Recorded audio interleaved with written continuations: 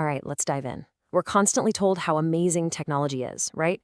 How it's making our lives so much easier. But what if all that convenience, that seamlessness, actually comes at a price? A price we're paying with our privacy, our skills, and maybe even our free will.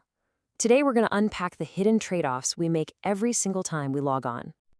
I mean, it really does feel like magic sometimes, doesn't it? You know, your smart home adjusts the temperature right before you get there. Your favorite streaming service just knows the perfect movie to recommend.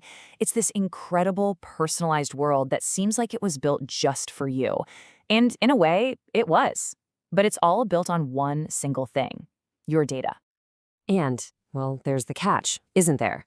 For all of that amazing personalization to work, something or someone has to be watching, paying very close attention to everything you do. And that's really the core conflict of our digital lives, right? What is the real price we're paying for all this convenience? Okay, so first up, let's talk about the price of personalization. We're going to dive into how your data turned into the most valuable currency on the planet and how you and I spend it every single day, probably without even thinking about it. So every single time you search for something, click a link, or even just hovered your mouse over an ad, you're leaving a little trace behind. It's kind of like leaving a trail of digital breadcrumbs all over the internet. And that trail, well, it creates this incredibly detailed, constantly growing profile of who you are, what you like, and how you live. And get this, that footprint is about to get way, way bigger.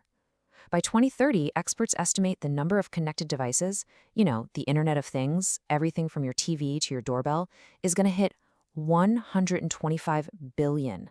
Think about that. Each one of those is another sensor, just out there, collecting more and more data. So, to the companies scooping all this up, your data is beyond valuable. It's often called the new gold. And why is that? Simple. If they can understand your behavior in real time, they can predict what you're going to do next. They can target you with the perfect ad, the perfect offer. Basically, they can influence everything from the shoes you buy to the news you see. So where are they mining all this gold? Well, yeah, there's the obvious stuff like your search history, but it's also the much sneakier things, right? Like how long you pause on a picture, what your smart doorbell's microphone picks up, all of it. Every little piece is a raw material that fuels this massive personalization economy. But this whole thing, this constant data collection and automation, it isn't just about what you buy online. It's completely reshaping the world of work. So next up, let's look at how AI is changing our jobs and the very skills we think are valuable. There's this huge shift happening in how we work. For, like ever, a lot of important jobs were all about being in active control. Imagine a pilot with their hands on the yoke, actually flying the plane. But now, a lot of that same job is about monitoring the system, watching the autopilot fly the plane for you. We're shifting from being the doers to being the watchers. The problem is, this creates a really dangerous cycle. First, we introduce the automation. Then, because the machine is doing the work, our own hands-on interaction goes way down. And if you don't use a skill, you lose it, right? So our skills start to fade, which makes us rely on the system even more. And that leads to the million-dollar question.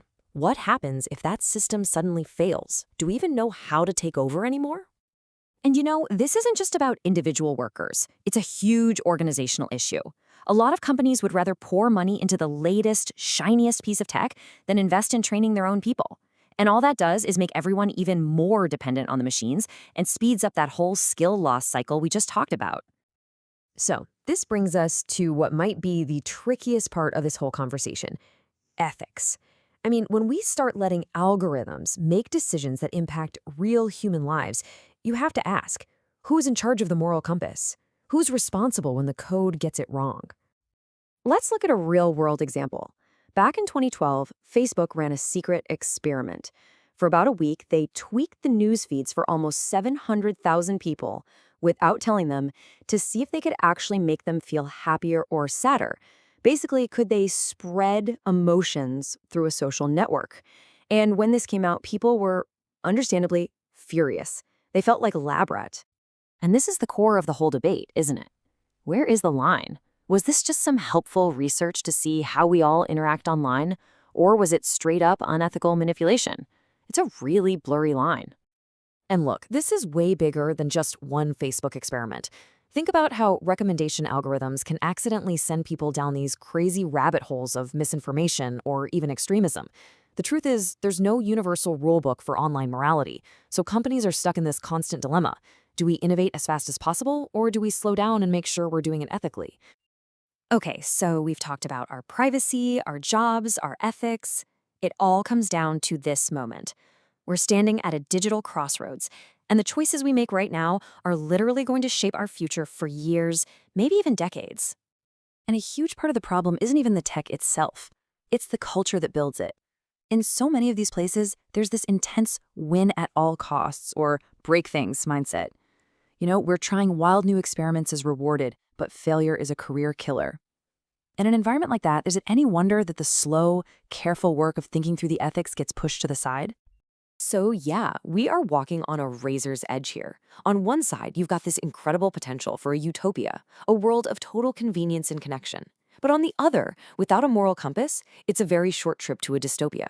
So, the final question we have to ask ourselves isn't really about what the technology can do. The real question is, what are we going to let it do to us?